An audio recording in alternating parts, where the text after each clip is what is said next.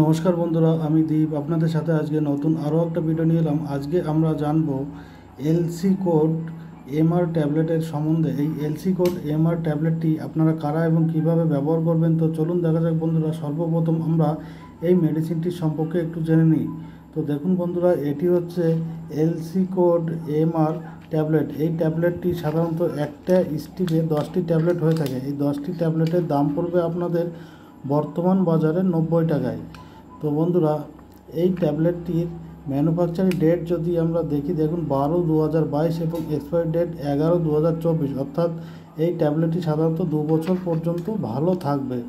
তো বন্ধুরা, এই ট্যাবলেটটি একটি জেনেরিক মেডিসিন, আপনারা এর এমআরপি থেকেও অনেকটা কম রেটে পেয়ে যেতে পারেন। তো বন্ধুরা, এই ট্যাবলেটটির কম্পোজিশন যদি আমরা দেখি, দেখুন এটা সাধারণত 3টে কম্পোজিশনে তৈরি হয়েছে। অ্যাসিক্লোফেন 100 mg, প্যারাসিটামল 325 mg এবং ক্লোজোক্সন 250 mg।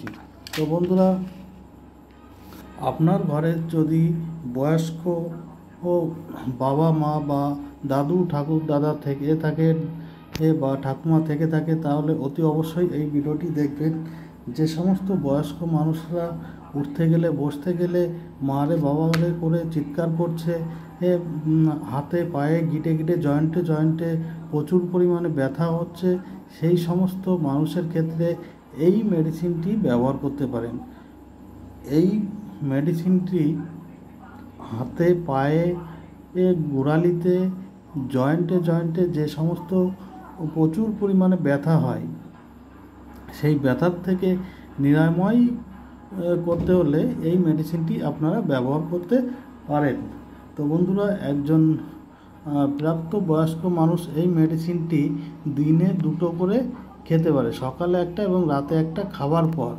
তো বন্ধুরা, যদি কোনো বয়স্ক মানুষ যাদের, যেটাকে আমরা বাতের ব্যথা বলে থাকি, সেই সমস্ত পেশেন্টের যদি হাতে পায়ে আঙুলে গিটে গিটে জয়েন্টে জয়েন্টে প্রচুর পরিমাণে ব্যথা হচ্ছে, উঠতে গেলে বসতে গেলে মারে বাবারে করে চিৎকার করছে, সেই সমস্ত পেশেন্টের ক্ষেত্রে আপনারা এই মেডিসিনটি ব্যবহার করতে পারেন। এটি একটি পেন কিলার মেডিসিন।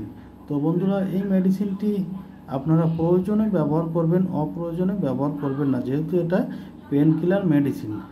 তো বন্ধুরা, এটা খাবার পর সকালে একটা এবং রাতে একটা, দিনে 2টো করে খেতে পারেন। প্রয়োজনে আপনারা কোনো ডাক্তারবাবু বা বিশেষজ্ঞর পরামর্শ অবশ্যই নেবেন, তারপরেই ব্যবহার করবেন।